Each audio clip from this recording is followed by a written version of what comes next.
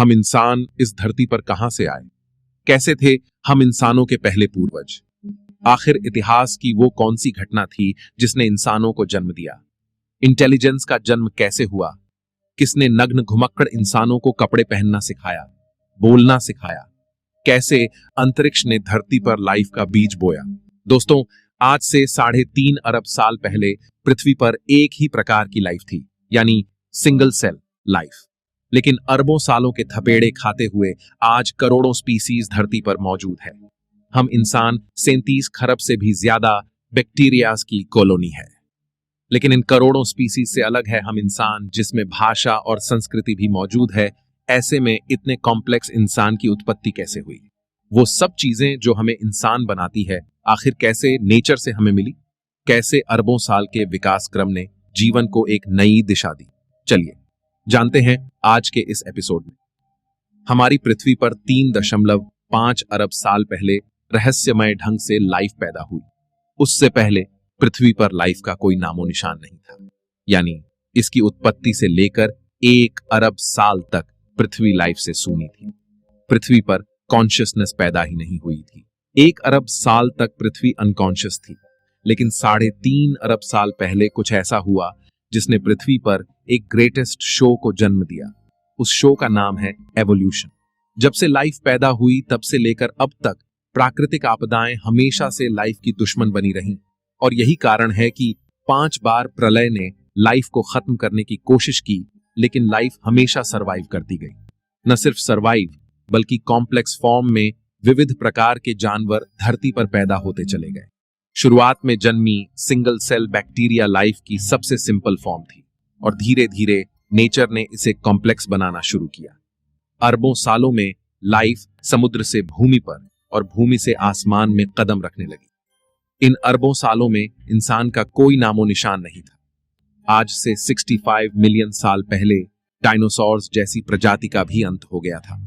Dinosaurs के युग का अंत होने के बाद अब धरती पर मैमल्स का राज होना बाकी था। मैमलियंस धरती पर मौजूद सभी स्तनधारियों और इंसानों के पूर्वज थे, जो साइज में चूहे के जितने छोटे थे।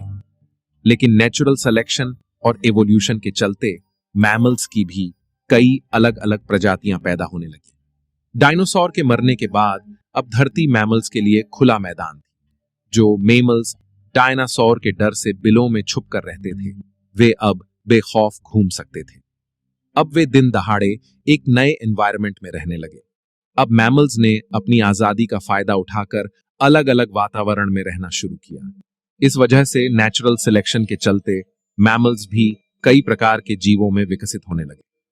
लेकिन दोस्तों, डायनासोर अभी पूरी तरह नहीं मरे थे, बल्कि उड़ने वाले डायनासोर की कई प्रजातियां अभी भी सरवाइव कर गई थी। पर बदलते मौसम और वातावरण की वजह से वे भी धीरे धीरे बर्ड्स में इवॉल्व करने लगे।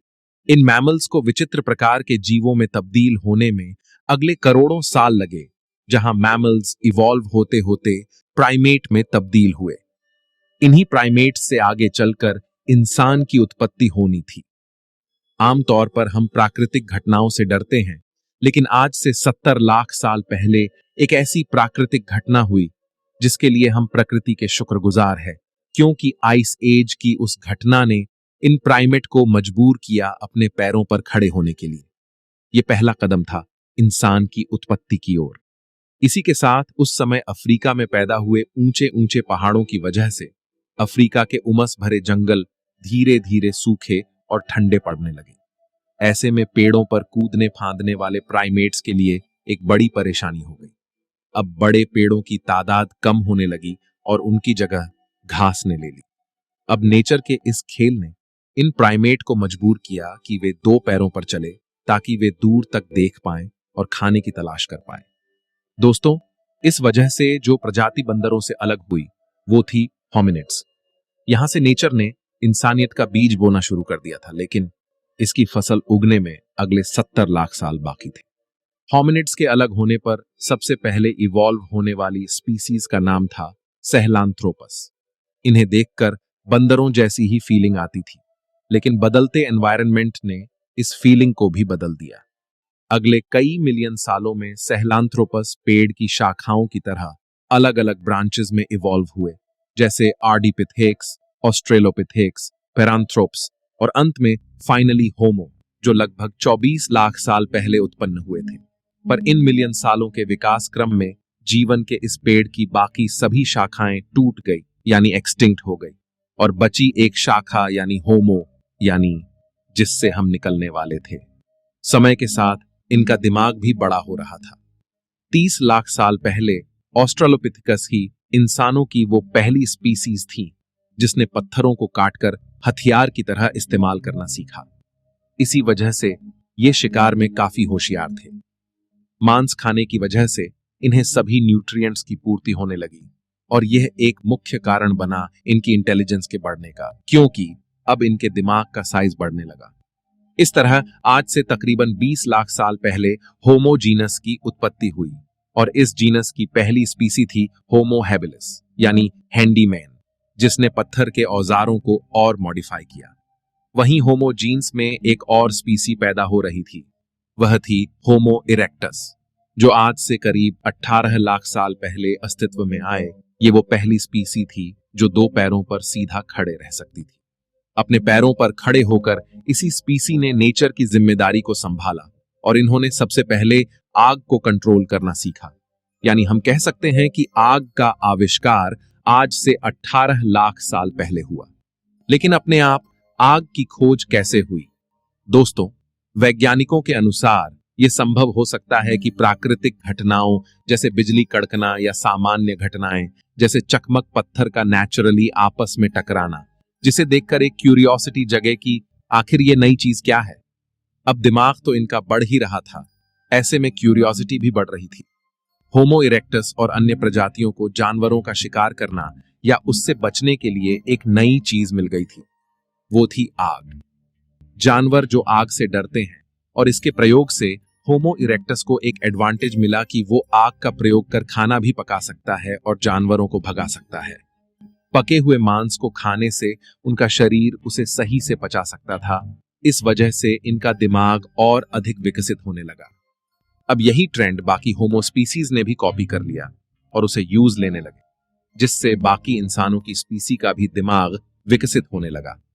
इस तरह इवोल्यूशन के चमत्कार से 3 लाख साल पहले 2 सबसे बुद्धिमान स्पीसीज पैदा होती है, यानी होमो निएंडरथलेंसिस और होमो सेपियंस। आज से 1 लाख साल पहले इस समय इंसानों की स्पीसीज ने एक बड़ा फैसला लिया। ये अब तक साउथ अफ्रीका में मौजूद थे। ये वहां से माइग्रेट कर धरती के अलग अलग इलाकों पर जाकर बसने लगे। नए इलाकों में जाने पर इनके सामने नए चैलेंजेस आए, नई क्लाइमेट कंडीशन और खुखार जानवर। अब अपने सर्वाइवल के लिए इन्होंने दिमाग लगाया और नए विकसित हथियार तैयार किए। अब इन हथियारों की वजह से ये शिकार को काट सकते थे और दूर दूर तक ले जा सकते थे। इस समय कुछ और नए चैलेंजेस सामने आते हैं, जैसे हिरन जैसे जीवों का शिकार करना, जिसके लिए एक साथ मिलकर काम करने की जरूरत थी। और इस तरह टीम वर्क में काम करने के लिए एक नए आविष्कार की जरूरत थी, वो थी भाषा। एक दूसरे से कम्युनिकेट करना, और यह भाषा की शुरुआत हुई इशारों से, अलग अलग सिग्नेचर से। यह भाषा की शुरुआत थी जिसे प्रोटो लैंग्वेज कहा जाता है। अब लैंग्वेज जैसी एक नई चीज आने से इन ह्यूमंस ने उसका खूब प्रयोग करना शुरू किया। वहीं लैंग्वेज के और कॉम्प्लेक्स बनने का कारण था ह्यूमंस के बीच इंटरेक्शन। आपस में होने वाले कॉम्प्लेक्स इंटरेक्शन और डिटेल में चीजों को एक्सप्लेन करने के लिए धीरे धीरे लैंग्वेज इवॉल्व होने लगी। अब इंसान की शरीर की ऊर्जा दिमाग पर अधिक खर्च होने लगी, जिससे इवोल्यूशन दिमाग का हुआ। लैंग्वेज की वजह से ब्रेन के कॉग्निटिव पार्ट ने ग्रो किया। दोस्तों, हो सकता है कि लैंग्वेज की वजह से चुगली करने का आविष्कार भी फीमेल्स ने उसी समय किया होगा। लेकिन दोस्तों, अब तक जो ह्यूमन स्पीसीज नग्न घूमती थीं, आखिर ऐसा क्या हुआ जिस वजह से उन्होंने कपड़े पहनना सीखा? वैज्ञानिकों के अनुसार हमारे प्राचीन इंसानी पूर्वजों के शरीर पर बाल अधिक हुआ करते थे, लेकिन धीरे धीरे उनके फर लूज होने लगे। अब क्लाइमेट चेंज होने की वजह से और माइग्रेशन के कारण ठंडे इलाकों में रहने की वजह से इंसानों ने अपने स्टोन टूल्स का प्रयोग करके, वैज्ञानिकों के अनुसार आज से 1,70,000 साल पहले इंसानों ने कपड़ों का आविष्कार किया।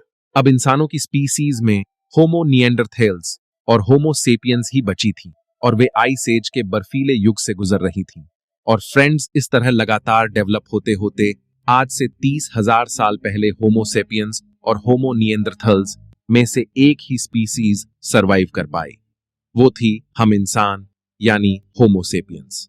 और वैज्ञानिक पूरी तरह से नहीं जानते कि आखिर क्यों और कैसे होमो निएंडरथालेंसिस विलुप्त हुए। इस वक्त तक आइस एज का युग जारी था, जो आज से 10,000 साल पहले जाके खत्म हुआ। लेकिन मॉडर्न ह्यूमंस किसी तरह हिम युग की कड़कती ठंड को सरवाइव कर गए। पर इधर उधर घूमते रहने की वजह से अब उनके लिए खाने की समस्या होने लगी। इसलिए आज से 10,000 साल पहले एग्रीकल्चर यानी खेती की शुरुआत हुई और अब ह्यूमंस के पास अपनी जिंदगी में काफी फ्री टाइम मिलने लगा, क्योंकि उनकी बेसिक नीड पूरी होने लगी। फिर खाली दिमाग बना शैतान का घर और हमारे शैतानी दिमाग ने खाली टाइम में कई चीजों का आविष्कार किया, जैसे कि खाने को स्टोर करने के लिए गड्ढे बनाए, जिसके लिए स्पिनिंग व्हील बनाया गया। अब इंसानों के पास रात में खाली टाइम मिलता था, जहां वो अपनी वाइफ या गर्लफ्रेंड से लड़ने के बाद रात के आसमान को निहारने लगे। और आज से 2,500 साल पहले एस्ट्रोनॉमी का विकास हुआ। इस तरह लिखना, चित्रकारी करना, फेस्टिवल्स और फन लविंग लाइफ जीते जीते पिछले 5,000 साल में हम मॉडर्न ह्यूमंस आज इस टेक्नोलॉजी के जमाने में आ चुके हैं। लेकिन दोस्तों, इवोल्यूशन अभी रुका नहीं है, बल्कि इवोल्यूशन हमेशा चलता है। आज भी हम इंसान इवॉल्व हो रहे हैं। जैसे नाखून बढ़ते हुए हमें दिखाई नहीं देता, लेकिन लंबे समय बाद वह काफी बड़ा हो जाता है।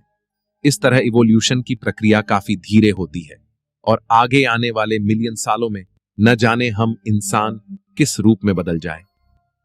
आज हम ऐसी कई परिस्थितियों से गुजर रहे हैं जो हमें लगातार शेप कर रही हैं। जिस तरह भूतकाल में हम इंसानों की कई विचित्र प्रजातियां थीं, उसी तरह हो सकता है हम इंसानों की और भी कई विचित्र प्रजातियां पैदा हो जाएं।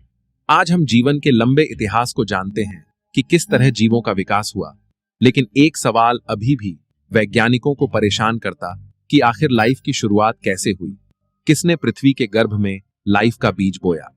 यह एक बहुत बड़ा रहस्य है। लेकिन कुछ वैज्ञानिकों के अनुसार 4 अरब साल पहले लाखों एस्टेरॉयड की वर्षा में उन्हीं एस्टेरॉयड्स के साथ एमिनो एसिड मॉलिक्यूल्स के रूप में लाइफ भी अपने सूक्ष्म रूप में पृथ्वी पर आई। लेकिन अगर यह सच है तो यह सवाल उठता है कि हमारी जैसे ही लाइफ किसी अन्य ग्रह पर भी इन्हीं एमिनो एसिड मॉलिक्यूल्स से क्यों नहीं आ सकती। आखिर आज पृथ्वी पर ही इंसान क्यों है? अन्य ग्रहों पर हमें कोई लाइफ क्यों नहीं मिली? इस बारे में आप क्या सोचते हैं? कमेंट में हमें जरूर बताइए। मैं मिलता हूं आपसे किसी अगले वीडियो में। तब तक के लिए ब्रह्मांड में घूमते रहिए।